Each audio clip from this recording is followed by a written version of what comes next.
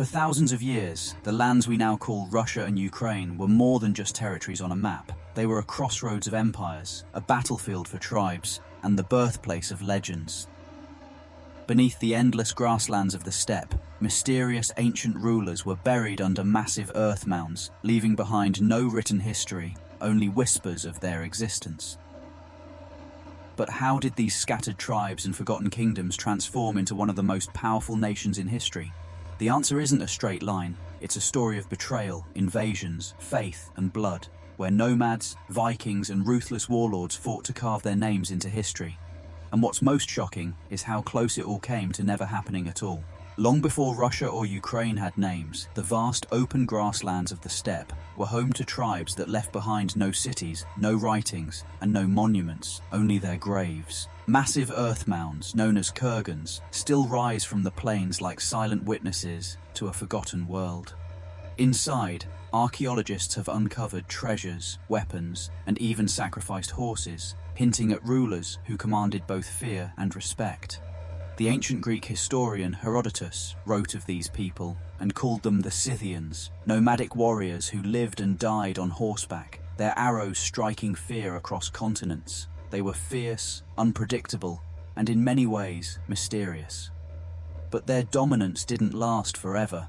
Waves of other nomadic raiders, the same kind that would eventually help topple the Roman Empire, swept through their lands. The Scythians vanished into history, their legacy buried beneath the soil. Yet the steppe didn't stay empty for long. New tribes began to settle the land, speaking a different language, shaping a different culture. They would lay the foundation for something far greater to come. But these early settlers weren't alone.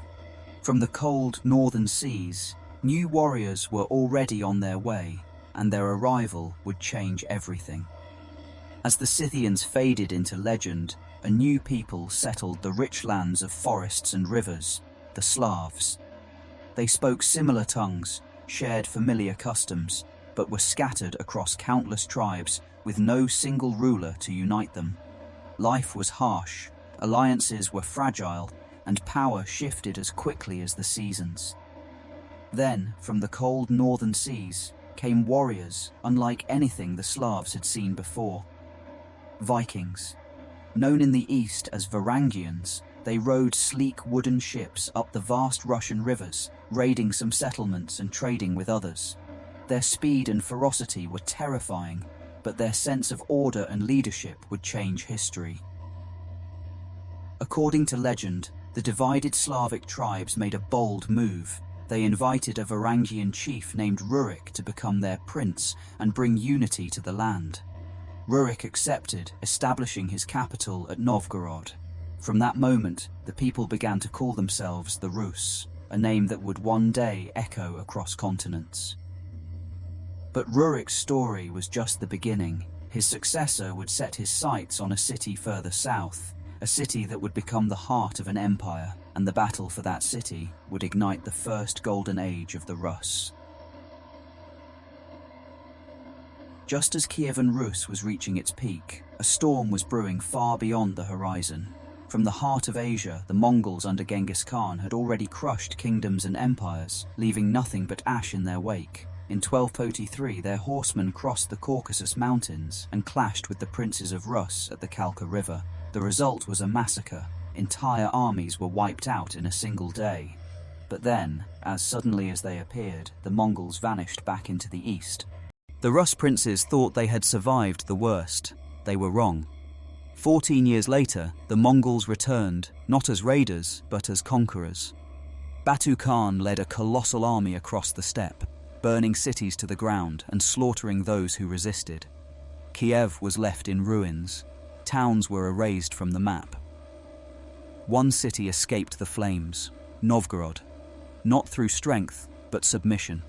Its prince, Alexander Nevsky, bent the knee to the Mongols, buying his city's survival. But Nevsky's story didn't end there. When German crusaders, the feared Teutonic Knights, marched on his lands, he met them on a frozen lake. In a battle now known as the Battle on the Ice, Nevsky shattered their army and saved his people. But victory against the West couldn't erase the East's iron grip. The Mongols established the Golden Horde, a vast empire ruled from their new capital at Sarai. The princes of Rus became vassals, forced to pay crushing tribute or face devastating reprisal raids. This era would be remembered with one name, the Tatar yoke. For generations, Russia lived under the shadow of Mongol power. But deep in the forests of the north, a new center of strength was rising, one that would eventually break the chains of the Horde. And when that moment came, it would change the course of Russian history forever. While most of Rus bowed under the weight of Mongol rule, a small, unassuming principality began to grow in the shadows. It was called Moscow. Founded by Alexander Nevsky's son, Daniel, it started as little more than a fortified outpost, but what it lacked in size, it made up for in cunning. The princes of Moscow mastered a dangerous game, serving the Mongols just enough to gain their favor, while quietly expanding their power among the Rus. Tribute bought survival, strategy built influence. Soon, Moscow was no longer just another city. It was becoming the beating heart of resistance. In 1362, the tides began to turn. Far to the south, the Grand Duchy of Lithuania struck a crushing blow against the Tatars at the Battle of Blue Waters, seizing control of Kiev. Just 18 years later, Dmitry Donskoy, Grand Prince of Moscow, led his army to face the Mongols head-on at Kulikovo Field. Against all odds, the Rus forces stood their ground and broke the Tatar army. It was a victory that sent shockwaves through the steppe. But the Golden Horde was still far from finished. Civil wars tore their empire apart, and out of the chaos, Moscow seized its chance. Ivan III, known as Ivan the Great, expanded Moscow's lands, annexed Novgorod, and forged a unified Russian state. When he finally stood at the Ugra River in 1480, staring down the Mongol army, he didn't fight. He didn't need to. The Tatars retreated without a battle. Centuries of oppression ended not with a clash of swords, but with a silent standoff. With the Tatar yoke broken, Moscow emerged as more than a city. Some began to call it the Third Rome, the last bastion of Orthodox faith after Rome and Constantinople had fallen. But newfound freedom brought its own challenges. Power, once tasted, is never easily surrendered, and the man who would take that power next would be remembered in fear as Ivan the Terrible. When Vasily III's son took the throne, Russia stepped into a new era and a nightmare. In 1547, Ivan IV was crowned the first Tsar of all Russia, a title meant to rival emperors. At first, his reign promised transformation, even reformed the military, modernized the state, and expanded the empire into the Tatar strongholds of Kazan and Astrakhan. For a moment, it seemed Russia had found its great unifier. But power has a way of twisting even the brightest visions. As Ivan's rule went on, his reforms gave way to suspicion, and then to terror.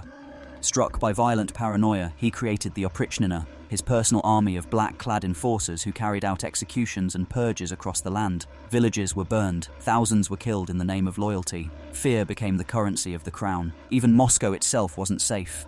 When raiders from the Crimean Khanate set the city ablaze, the flames seemed to feed Ivan's obsession with control. The next year, Russian forces crushed the Tatars at Molody, but victory couldn't extinguish the fire in his mind. Then came the moment that defined him forever. In a fit of rage, Ivan struck his own son, the heir to the throne, down with his royal scepter. The Tsarevich died in agony, and with him, the future of the dynasty. In that single tragic blow, Ivan not only destroyed his legacy, but left Russia vulnerable to the chaos that would follow. Done. As his paranoia deepened and his reign spiraled into brutality, Russia's enemies circled like wolves. What had been built through centuries of blood and struggle now stood on the edge of collapse. And when Ivan finally died, Russia plunged headfirst into one of its darkest chapters, the time of troubles. When Ivan the Terrible's scepter struck down his own son, it didn't just kill an heir, it shattered the future of a dynasty. His remaining son, Fyodor I, was gentle and pious, but weak. When Fyodor died childless in 1598, the Rurikid line that had ruled for 700 years came to an abrupt end. Russia, for the first time in centuries, had no clear ruler, and the cracks widened fast. Boris Godunov, Ivan's trusted advisor, seized the throne. For a fleeting moment, it seemed order might return, but fate had other plans. A series of crop failures brought famine so severe that millions starved. Whole villages emptied. The weak were buried in shallow graves. The strong fought for scraps. It was in this desperation that chaos took root. When Boris died suddenly, the throne passed to his teenage son. But within months, the boy and his mother were brutally murdered. Into this blood-soaked vacuum stepped a stranger, an imposter claiming to be Ivan's long-dead son, risen from the grave to reclaim his birthright. Some called him a savior, others a fraud. But in a land collapsing under its own weight, people were desperate to believe his reign was short. He was soon murdered as violently as he had risen. Russia descended into anarchy. Warlords carved up the land, rebels roamed the countryside, and from outside, the wolves closed in. Swedish forces seized Novgorod. Polish troops occupied Moscow itself. The once mighty state of Rus was on the edge of extinction, its people crushed by famine, plague, and endless war. And yet, out of this ruin, a spark of unity survived. Ordinary Russians, peasants and nobles alike, rose together to drive out the invaders. From this chaos would emerge a new dynasty, the Romanovs, and with them, the rebirth of a nation. But the scars of the time of troubles would never truly fade. They became a warning etched into Russia's history that even empires can crumble into dust overnight. From the silent kurgans of forgotten tribes to the burning cities under Mongol rule, from the rise of Moscow to the terror of Ivan's reign, the story of Russia's birth is one of survival against impossible odds. Every victory was carved from blood, every era balanced on the edge of collapse. What began as scattered tribes and nameless rulers became one of history's most formidable empires. But it wasn't built overnight, and it wasn't built without cost. Behind the titles of Tsars and princes are stories of famine, betrayal, and resilience that shaped a nation's soul